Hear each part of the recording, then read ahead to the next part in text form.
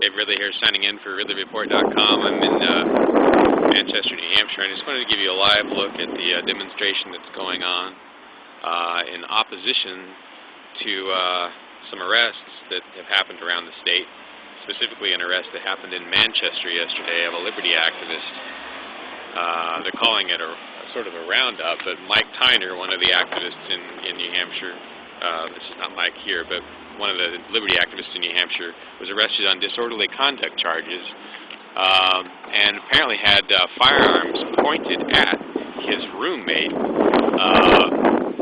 when police went to arrest him.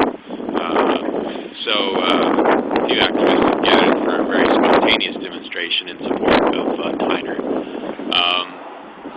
I want to talk to Jeremy here, who was at the arraignment and saw what Tyner had to say and what the judge had to say in Nashville. Tell me a little bit about what went on in there, Jeremy. So basically, they had a video arraignment of Mike. He was at the police station, had to dial in, started around 10:15 or so. And what they're charging him for is at one of the Nashua rallies, the one where a bunch of people got arrested and the cops showed up. Apparently, allegedly, he was up there sort of walking back and forth. They're trying to arrest people. He's walking back and forth, getting in their way, they're saying, and he was being argumentative and, pointing at the cops and interfering with them trying to arrest people. That's what the prosecutor says. So that's what the actual acts that this charge stem from are. She asked for $250 cash bail only, pointed to his quote-unquote record because of the previous arrest for the assault on a police officer. Which was just bumping into a police officer by accident. Just brushing against the police officer as he tried to walk away. Right. The prosecutor tried to make it sound like he'd already been convicted of that, which is not happening. Like said during there is when the judge said $200 bail instead of $250. They tried to set bail and ask for money. He basically just said this.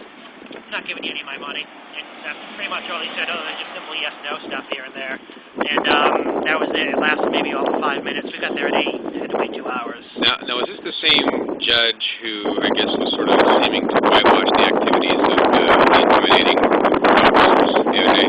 I don't know. I wasn't there. Okay. Judge Ryan. Okay.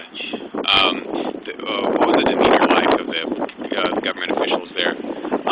No, overbearing security. None of us stood up. The judge came in. None of the bailiffs yelled at us. There were 2 bailiffs and the sheriff in the room. Good for them. One of the guys was being transported. The judge was a no-nonsense judge. Didn't yell at anybody. Didn't get mad. There wasn't anything commendable or non-commendable about the judge. Good for Judge Ryan in that case. Yeah. Okay. Well, anything else you'd like to add about what you think people should do? Well, it looks like, I should say the trial is going to be on the 17th of May, so it's about a month out. And looks like Mike is going to sit in there because he doesn't want money. He doesn't want anybody putting money in there for him. He doesn't want his bail paid. So he's going to be sitting there for a month, and we'll probably be protesting out here from time to time, rallies and so forth. Okay. So that's pretty much it. Okay, good. Yeah, I have a couple of updates of my own to post, or a couple updating pieces of information. First of all, I've been trying to contact aldermen here in Manchester. The inmates are waving at us. I've been trying to call aldermen here in Manchester to get some kind of comment about the alleged pointing of guns at a New Hampshire liberty activist by Manchester Police Department.